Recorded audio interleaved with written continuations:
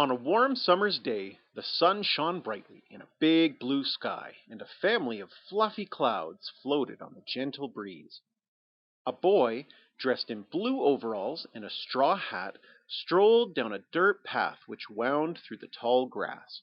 In one hand he carried a tin can, and in the other he balanced a homemade fishing rod over his shoulder. Before long, the grass opened up to a wide blue pond. At the end of the path sat an old wooden dock which creaked as the boy walked to the edge and plunked himself down. Plunk! As he did, little ripples spread outwards over the calm surface of the water. The boy rubbed his hungry tummy. Grumble! Then lifted the can to peer inside. It was filled to the brim with dark brown earth. The boy tapped the can with his finger. Tap, tap, tap. Nothing happened. He tapped again. Tap, tap, tap. The boy looked closer. Pop! Out popped Wormie. Wormie must have been sleeping deep down in that dirt. He yawned a big yawn. Next, he stretched nice and tall. Stretch. Then he looked up at his friend. The boy's tummy grumbled again. Grumble? He lifted his fishing rod and showed Wormie a tiny wooden bucket at the end of the line. Wormie looked puzzled. Plunk! Suddenly the boy placed a tiny mask and snorkel on Wormie's head. Wormie looked at the bucket, then at the boy, then back at the bucket. The boy looked at Wormie with big puppy dog eyes. Ding! Wormie understood. The boy needed his help to catch a fish. No way! Wormie didn't want to go into the cold water. The boy jiggled the tiny bucket. Wormie turned away.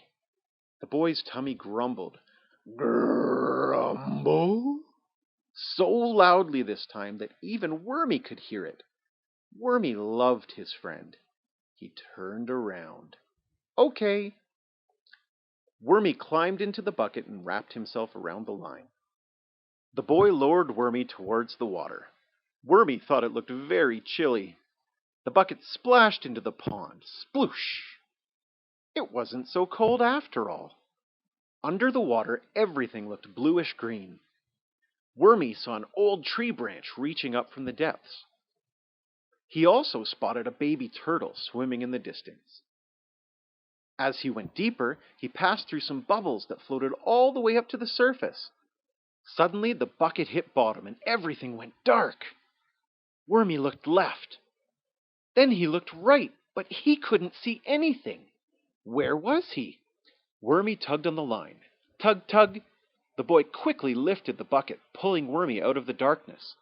Wormie looked down and saw something shaped like a foot with laces. Aha! He had been stuck in an old boot. Now it was time to get to work. Wormie needed to find a fish, and the best way to catch one was to do his world-famous fishy dance. First, he wiggled to the left. Wiggle, wiggle. Then he wiggled to the right. Wiggle, wiggle. Then he stood on his head and shook his little tail. Shake, shake, shake. Wormie stopped and looked around. No fish. Wormie did his fishy dance again. Wiggle, wiggle. Wiggle, wiggle. Shake, shake, shake. Chomp! A big fish narrowly missed, gulping down Wormie. Wormie squealed. Eee! He frantically tugged on the line. Tug, tug, tug. Nothing happened. The fish turned back around. Wormie tugged harder. Tug, tug, tug. The fish opened its huge mouth. Swoosh! Just before Wormie was gobbled up, the bucket was yanked upwards.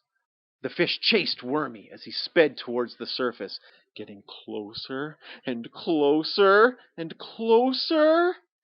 Splash! Wormie, his bucket, and the fish rocketed out of the water and into the air. Swoosh! As the boy pulled Wormie to safety, he reached out and caught the fish in his hands. The boy was so happy. Supper time! The moon glowed softly in the dark blue sky as the boy packed Wormie's can with fresh new dirt. With a full tummy, the boy leaned back against a mossy log while Wormy dug down deep into his home.